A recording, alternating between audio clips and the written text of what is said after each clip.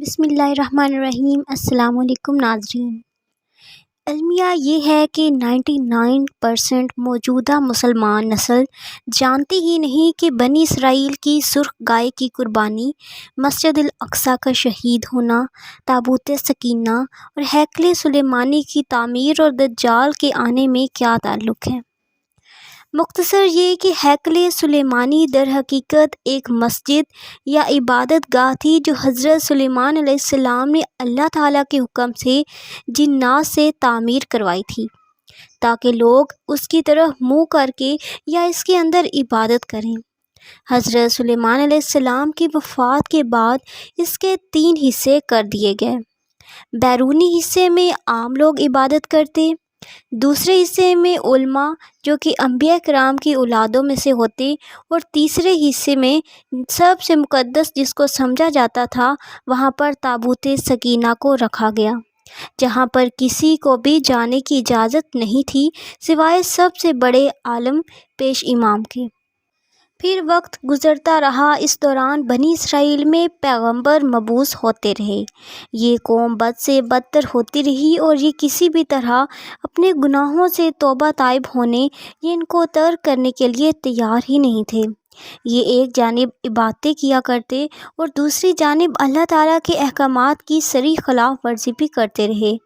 ان کی اس دوگلی روش سے اللہ پاک ناراض ہو گیا اور ان کے پاس ایک بہت بڑی تعداد میں انبیاء کرام علیہ السلام بھی بھیجے گئے، لیکن یہ قوم سدھرنے کو تیار ہی نہ تھی، حتیٰ کہ ان کی شکلیں تبدیل کر کے بندر اور سور تک بنا دی گئیں، لیکن یہ گناہوں سے باز نہ آئے۔ تب اللہ تعالیٰ نے ان پر لعنت کر دی۔ ہیکل سلیمانی کو 2 مرتبہ مختلف بادشاہوں کے ہاتھوں منہدم کیا گیا، جس کی اب ایک دیوار بچی ہے جسے دیوار گریہ کہتے ہیں، جہاں پر یہودی جا کر آہوازاری یا عبادت کرتے ہیں۔ روایات کے مطابق تابوت سکینہ جس لکڑی سے تیار کیا گیا تھا اسے شمشاد کہتے ہیں، جسے جنت سے حضرت آدم علیہ السلام کے پاس بھیجا گیا تھا۔ یہ تابوت نسل در نسل انبیاء کرام سے ہوتا ہوا حضرت موسیٰ علیہ السلام تک پہنچا تھا۔ اس مقدس صندوق میں حضرت موسیٰ علیہ السلام کا عصا، من و سلویٰ اور دیگر انبیاء کرام علیہ السلام کی یادگاریں تھیں۔ یہودی اس تابوت کی برکت سے ہر مصیبت اور پریشانی کا حل لیا کرتے تھے۔ مختلف اقوام کے ساتھ جنگوں کے دوران اس صندوق کو لشکر کے آگے رکھا کرتے اور اس کی برکت سے دشمن پر فتح پایا کرتے۔ 586 قبل مسیح میں بخت نصر نے ہیکل تباہ کر کے تابوت سکینہ کی شدید بے حرمتی کی اور اسے کہیں پھینک دیا۔ کچھ لوگوں کا کہنا ہے کہ اس مقدس صندوق کی مزید توہین سے بچانے کے لیے اسے اللہ پاک کے حکم سے کسی محفوظ مقام پر معجزانہ طور پر چھپا دیا گیا، جس کا کسی انسان کو علم نہیں، لیکن اب یہودی اس کی تلاش میں پورے کرۂ ارض کو کھود ڈالنا چاہتے ہیں۔